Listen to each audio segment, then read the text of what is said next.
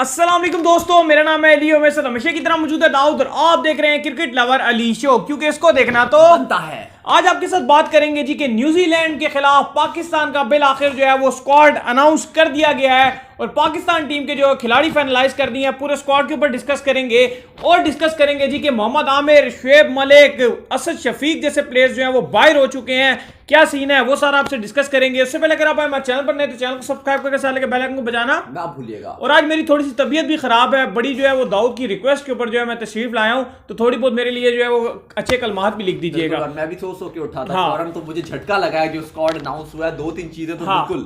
तो बात करते हैं जी स्क्वाड के ऊपर। तो दाऊद, हमने आपको पहले ही बता दिया था कि आज के दिन जो है स्क्वाड अनाउंस होने वाला है। हमारी पहली वीडियो भी आप लोगों को पता चल गई थी। तो क्या लगता है कि दाऊद कैसा स्क्वाड अनाउंस हुआ है? पहले थोड़ा देखिए, सबसे पहले तो जो बड़ी खबर है, बहुत बड़ी खबर है, जो तीन बड़ी बिग गन्स हैं जिन्हें जो है वो ड्रॉप कर दिया मिसबाहुल हक ने। एक तो मोहम्मद आमिर को ड्रॉप कर दिया, ये बहुत बड़ी खबर है मोहम्मद आमिर का ना होना। इसके बाद असद शफीक तकरीबन एक डिकेड के बाद पाकिस्तान की टेस्ट टीम से बाहर हुए हैं, यानी कि 10 साल के बाद असद शफीक का पत्ता कटा है पाकिस्तान टीम से। बहुत बड़ी खबर है। शुएब मलिक को टी20 में न्यूजीलैंड नहीं लेके जाया जा रहा और एज यूजुअल पता है कि उनकी सीना कंट्रीज में ऑस्ट्रेलिया, न्यूजीलैंड, इंग्लैंड, ऑस्ट्रेलिया, यहां पे उनकी परफॉर्मेंस उस तरह से नहीं है मलिक की। और ये बहुत अच्छा डिसीजन है, इसको हम पूरा हाँ। बैक करते हैं डिसीजन को, क्योंकि हमने हमेशा से शुएब मलिक की इस चीज में मुखालफत की है कि ऐसी कंट्रीज के खिलाफ शुएब मलिक को नहीं खिलाना चाहिए। अगर एशिया में सीरीज हो तो शुएब मलिक को ड्रॉप करना एक बेवकूफाना डिसीजन। अच्छा अली, मैं स्क्वाड में बताता हूं, लेकिन उससे पहले मैं एक थोड़ी सी बात कर दूं कि इस स्क्वाड में यंगस्टर्स बहुत ज्यादा दिए गए हैं चांस। सारे यंगस्टर्स को खिलाया गया। खिलाएगा कौन? लेकिन मुझे हैरानगी इस बात की भी है ना कि जब जिम्बाब्वे के अगेंस्ट तो कुछ उस तरह से चांस नहीं दिया जा रहा था। जब स्क्वाड अनाउंस किया गया था तो नेशनल टी20 कप के जो परफॉर्मर्स थे वो इग्नोर किए गए थे, लेकिन अभी सारे परफॉर्मर्स जो है वो इन सब स्क्वाड में डाले गए हैं। इसके अलावा जो है वो शाहीन के अभी स्क्वाड अनाउंस किया और उसमें जो है वो हैदर अली को वाइस कैप्टन रखा गया है। रोहिल नजीर उसकी जो है वो कप्तानी करेंगे। अगर मैं आपके साथ पहले ओपनर्स शेयर से बात स्टार्ट करते हैं। ओपनर की बात किया है तो आबिद अली होंगे, अब्दुल्ला शफीक होंगे, फखर जमान होंगे, इमामुल हक होंगे, शान मसूद होंगे।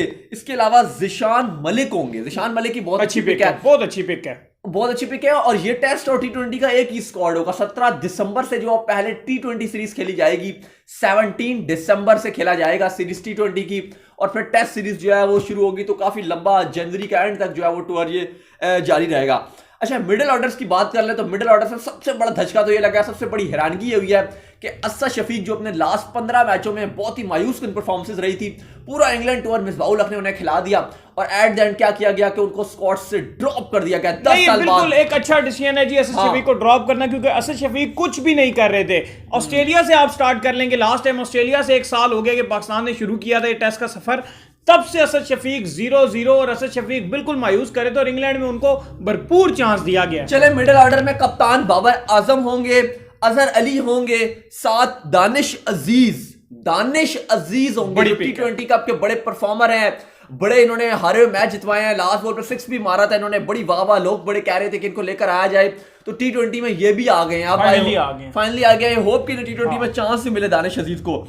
फवाद आलम को दोबारा मौका दिया गया, उनको रिटेन किया गया, उनको ट्रस्ट शो किया कि रन्स बनाएंगे और उम्मीद करते हैं कि रन्स बनाएंगे। ये उनका स्टैंड्स जो है ना वो खड़ा होने वाला मे भी वो चलता नहीं है ऐसी कंट्रीज में जाके ना। पाकिस्तान में तो चल जाता है, थोड़ी सी पिच हल्की होती है, पाकिस्तान में बॉल के ऊपर आ जाते हैं स्टैंड्स। मेरे ख्याल से मसला नहीं है अली, वो कॉन्फिडेंस की उनकी बात है, क्योंकि अब स्टीवन स्मिथ का भी तो स्टैंड्स है, वो बेस्ट बैट्समैन बने होते हैं। वो उन्हें मसला ये ना, आप उन्हें उस तरह उन्हें डायरेक्ट इंग्लैंड के अगेंस्ट कॉन्फिडेंस दे दिया ना उनको। हाँ।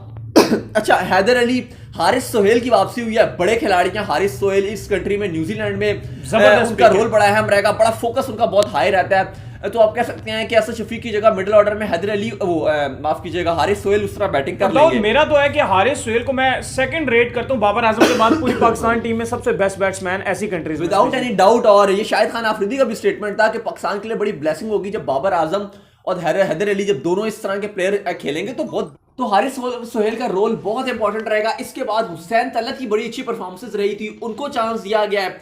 इसके बाद बात करेंगे, इमरान बट को रखा गया है। ये एक बड़ी अच्छी पिक की गई है। मिडिल ऑर्डर में इमरान बट को चांस दिया गया। अमाद बट इमरान वो तो ऑलराउंडर है ना। हाँ। इमरान बट की एक नई पिक है, ये एक देखना पड़ेगा कि ये क्या करते हैं। इमरान बट ये मिडिल ऑर्डर बैट्समैन, हाँ, नेशनल टी20 कप में भी इनकी परफॉर्मेंस थी। फहार अहमद है इसके बाद जो है वो खुशदिल शाह और मोहम्मद हफीज को रखा गया है इनको, क्योंकि इनकी परफॉर्मेंस भी बहुत अच्छी थी मोहम्मद हफीज की, तो इनको जो है वो साथ लेके जाया जाएगा। मैं तो खुशदिल शाह को देखना चाहता हूं कि ऑकलैंड के अंदर वो तबाही मचा दें, ऐसे तो छक्के मारे ऑकलैंड में, प्रॉपर चांस देंगे तो वो जरूर बनाएंगे। उन्होंने दम दिखाया है जिम्बाब्वे के अगेंस्ट भी कि उनके अंदर दम है, और एक स्लॉगर जो आपके पास मिस कर रहा था वो वाली स्लॉट जो वो पूरी फुलफिल कर सकते हैं। अच्छा। इसके अलावा अगर आप देखेंगे तो 3 विकेट कीपर्स जा रहे हैं आपके साथ। रिजवान आपके पहले प्रायोरिटी वाले विकेट कीपर, और उसके बाद 2 विकेट कीपर रखे गए हैं। सरफराज भी स्क्वाड के अंदर शामिल है, और साथ रोहेल नजीर, ये 3 जो है हमारे विकेट कीपर्स रहेंगे। सही हो गया। इसके बाद अगर आप बात करेंगे स्पिनर्स की तो इमाद वसीम होंगे, शादाब होंगे, इसके अलावा यासिर शाह हैं, उस्मान कादिर हैं और जफर गौहर है। मैं चाह रहा था कि जफर गौहर की जगह आपको जाहिद महमूद को रखना चाहिए था। हाँ बिल्कुल जी, जाहिद महमूद का भी चांस बनता है, लेकिन जफर गौहर को भी चांस दिया ही नहीं है ना इन्होंने। पहले तो खेल चुके हैं जफर चांस गौहर, प्रॉपर दिया, अभी दोबारा नहीं दिया ना चांस, लेकर आए हैं। चले खैर है, अच्छा है, अभी कॉन्फिडेंस आता है। फास्ट बॉलर्स की अगर आप बात करेंगे तो अमाद भट्ट हैं स्क्वाड में, फहीम अशरफ है, इसके अलावा हारिस रऊफ है, मोहम्मद अब्बास होंगे, हसनैन होंगे, इसके बाद मोहम्मद मूसा होंगे। अच्छा, मूसा का सही फुदूल लगा हुआ है, मूसा को हर जगह उठा के जो है वो डाल देते हैं। मिसबाहुल हक जो है इस्लामाबाद यूनाइटेड का कोटा जो है ना वो छोड़ते नहीं है। अभी मैं भी इस प्लेयर नाम लाने के बाद आपको इस्लामाबाद का कोटा ही बताता हूँ कितना ज्यादा कोटा है। अच्छा, मूसा के बाद नसीम शाह है, शाहीन शाह अफरीदी हैं, सोहेल खान का भी अच्छा फुदू लगा हुआ है, और वहाब रियाज हैं। लेकिन सोहेल खान ने परफॉर्मेंस भी दिखाई थी, उन्हें मौका नहीं मिला गया था, लेकिन इंग्लैंड में प्रैक्टिस मैचेस में उन्होंने अच्छी विकेट्स ली, प्रैक्टिस में ली थी।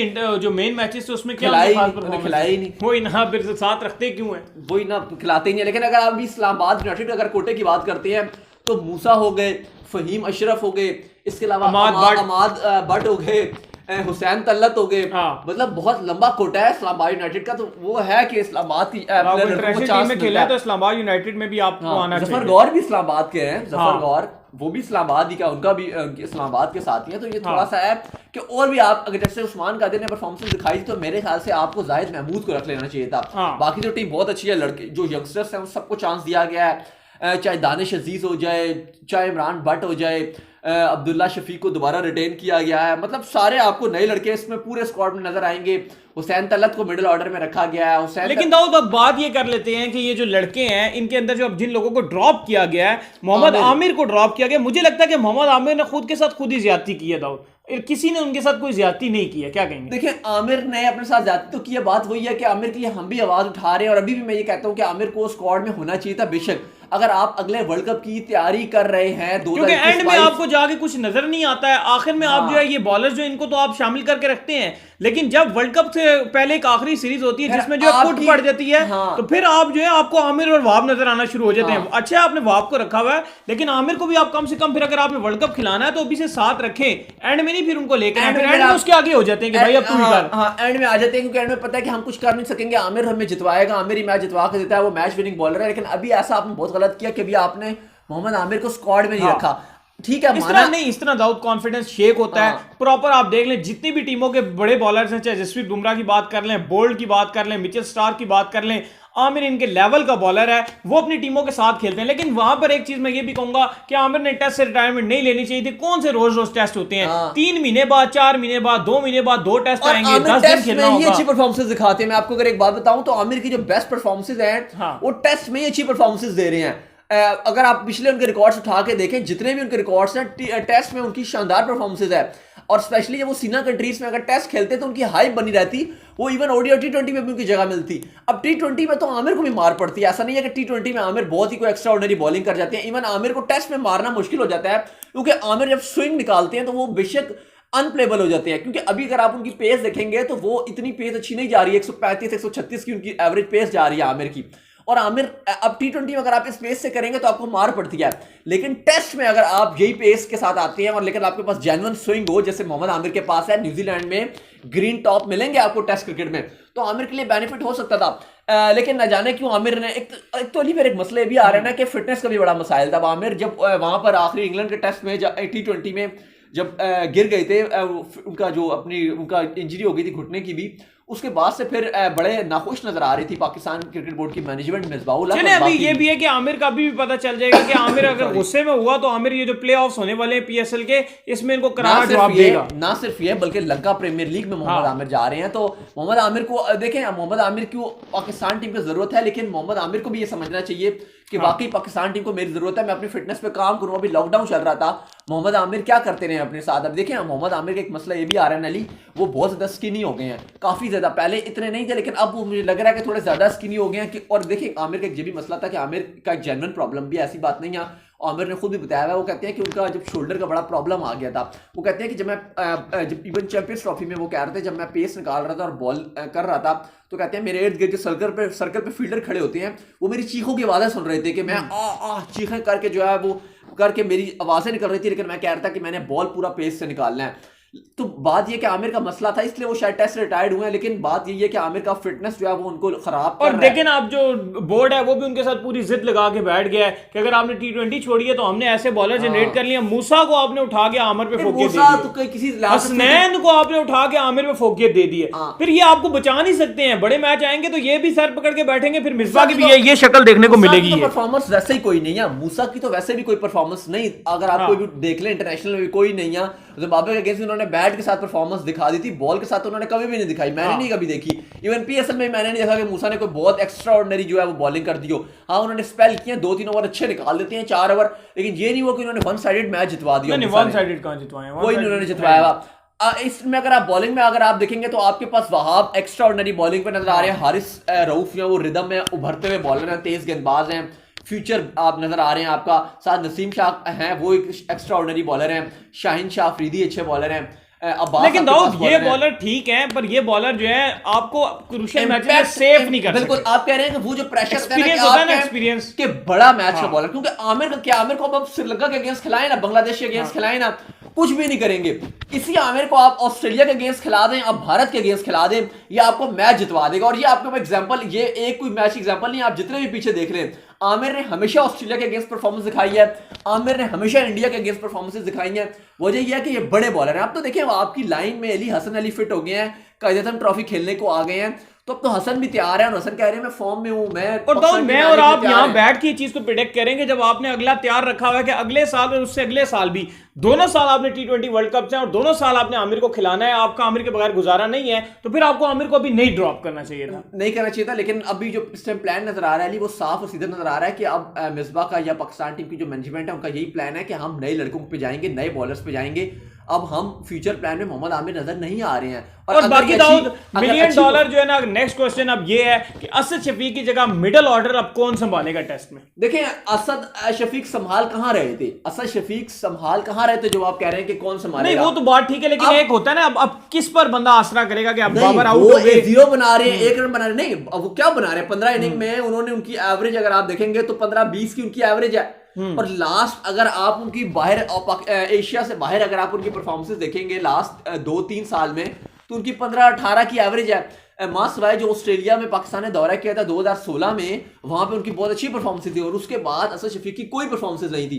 तो अगर वो 3 साल से नहीं रन बना रहे हैं, और जैसे मैंने बताया कि वो 1 डिकेड 10 साल के बाद पाकिस्तान टीम से बाहर हुए हैं, लेकिन ये सीधी सीधी बात है अली कि मुझे नजर आ रहा है कि अब शायद की बात है कि अब ये समझ लेना चाहिए कि असद शफीक का जो है वो गुड बाय का टाइम आ गया है, और अब उन्हें खुद सोचना चाहिए कि अब वो रिटायर्ड हो जाएं या उनको अपना फ्यूचर का जो है वो डिसीजन लेना पड़ेगा।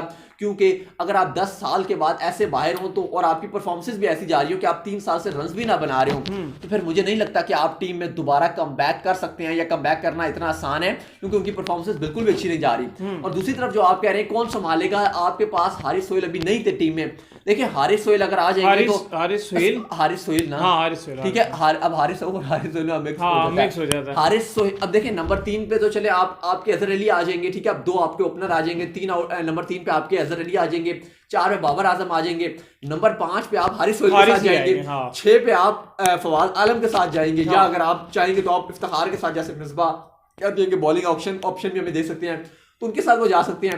तो सीधी सीधी स्लॉट है ये आपके पास 4 आउट की, फिर 5 आउट पे आपके रिजवान आ जाते हैं विकेट कीपर, और फिर आपके पास एक स्पिनर आ जाएगा और 3 और इसके ऊपर सबसे बड़ी हमने बात तो की नहीं है कि सरफराज अहमद की जो है जी वापसी हुई है स्क्वाड के अंदर, उन्होंने सरफराज अहमद साहब को भी डाल दिया है। तो क्या लगता है कि सरफराज को चांस देने वाले हैं? 3 विकेट कीपर लेके जा रहे हैं, खिलाते रिजवान ही हैं। देखें जो आपने सरफराज के वाले से बात किया है, कल जैसे बाबर आजम को कप्तान अनाउंस किया था, तो साथ ही पीसीबी ने बाबर आजम का एक वीडियो मैसेज भी एक भेज दिया था, जिसमें बाबर आजम ने कहा था कि मेरा ड्रीम था कि मैं पाकिस्तान की कप्तानी करूंगा, लेकिन साथ साथ उन्होंने कहा कि मैं बहुत थैंक यू सो मच कहना चाहता हूं अजहर अली को और सरफराज अहमद को क्योंकि उन दोनों कप्तानों से मैंने सीखा है और साथ उन्होंने कहा है कि मैं इन दोनों कप्तानों को अपने साथ लेकर चलूंगा। हाँ, ये उन्होंने बात की है बड़ी रिकॉर्डिंग में कि उन्होंने कहा कि मैं इन दोनों कप्तानों को अपने साथ लेके चलूंगा और इनसे एडवाइस भी लेता रहूंगा।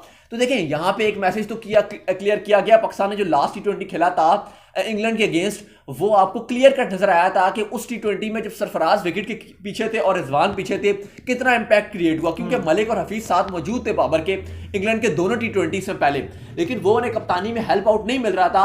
जो तीसरे T20 में सरफराज के आने के बाद जो है वो हेल्प मिली। हाँ, एक स्टंप, एक जो मोइन का था वो मिस किया था उन्होंने, लेकिन स्टिल जो पीछे कर रहे थे विकेट के पीछे जो सरफराज का रोल था वो बहुत अहम था।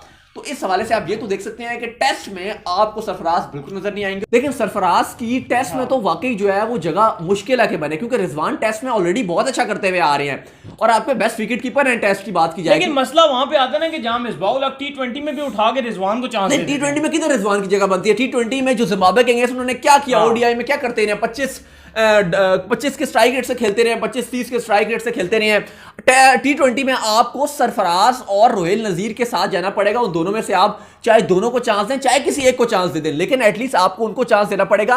रिजवान साहब ने कुछ भी नहीं करना, विदाउट एनी डाउट आप टेस्ट मैच में खिलाए, टेस्ट में आप ना चांस दें, ना रोहिल को चांस दें, ना आप सरफराज को चांस दें, लेकिन टेस्ट में आप छोड़ दें। आप उनकी बहुत अच्छी परफॉर्मेंसेज है, कैच भी अच्छे पकड़ते हैं, सब कुछ अच्छा करते हैं, सुपरमैन बने हुए आपके, लेकिन T20 में आप उनके साथ नहीं जा सकते।